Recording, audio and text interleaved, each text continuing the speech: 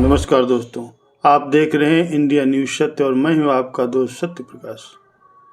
आज हम आपके लिए लाए हैं देश और दुनिया की 3 ऐसी बड़ी खबरें जो भारत की सुरक्षा और विदेश नीति से जुड़ी हैं। एक तरफ हमारा पड़ोसी बांग्लादेश अब पाकिस्तान की गोद में बैठता नजर आ रहा है, तो दूसरी तरफ देश के NSA अजीत डोभाल के एक बयान ने सियासी भूचाल ला दिया है। और तीसरी बड़ी खबर अमेरिका से, जहां डोनाल्ड ट्रंप के तेवर अब भारत के लिए नरम पड़ते दिखाई दे रहे हैं। तो सबसे पहले बात भारत के लिए एक नई चिंता की। दुश्मन का दुश्मन दोस्त होता है, ये कहावत अब पाकिस्तान और बांग्लादेश पर ठीक बैठ रही है। शेख हसीना के सत्ता से हटने के बाद ढाका का झुकाव अब इस्लामाबाद की तरफ बढ़ता जा रहा है। बड़ी खबर यह है कि 10 साल बाद ढाका और कराची के बीच सीधी फ्लाइट फिर से शुरू होने जा रही है।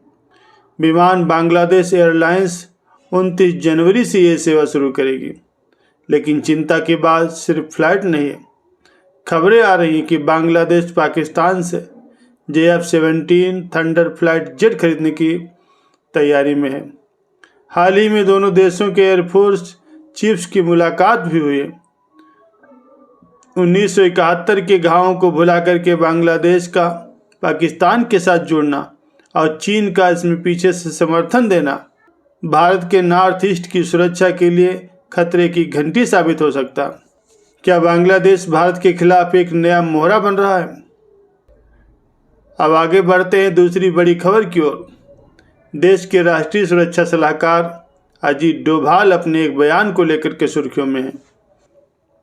हाल ही में एक कार्यक्रम में डोभाल ने युवाओं को संबोधित करते हुए कहा कि हमें आर्थिक और तकनीकी रूप से इतना मजबूत होना होगा कि हम इतिहास का प्रतिशोध ले सकें। उन्होंने कहा कि हमारा इतिहास गुलामी और अपमान का रहा है और अब हमें इतना ताकतवर बनना है कि हम अपनी शर्तों पर चल सकें। लेकिन उनके इस प्रतिशोध वाले शब्द पर विवाद खड़ा हो गया। बीजेपी नेता सुब्रमण्यम स्वामी की बेटी सुहासिनी हैदर और कई पत्रकारों ने सवाल उठाए। आलोचकों का कहना है कि क्या NSA UK या उज्बेकिस्तान से बदला लेने की बात कर रहे हैं, जहां से आक्रमणकारी आए थे।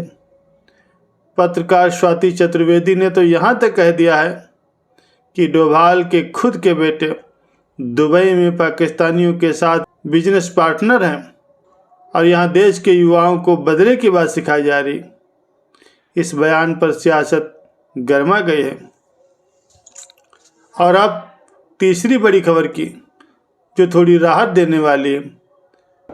अमेरिका के नवनिर्वाचित राष्ट्रपति डोनाल्ड ट्रंप के तेवर अब भारत को लेकर के नरम पड़ते दिख रहे हैं। भारत में अमेरिकी राजदूत सर्जियो गोर ने एक बड़ा बयान दिया है। उन्होंने कहा है कि PM मोदी और ट्रंप की दोस्ती असली और मजबूत है। दोनों में मतभेद होते हैं, लेकिन वे सुलझा लिए जाते हैं। अच्छी खबर यह है कि अमेरिका भारत के साथ व्यापार समझौता करने के लिए तैयार है। साथ ही भारत को अमेरिका के पाक सिलिका ग्रुप में शामिल होने का न्योता दिया, जो सेमीकंडक्टर और टेक्नोलॉजी की सप्लाई चेन को मजबूत करेगा।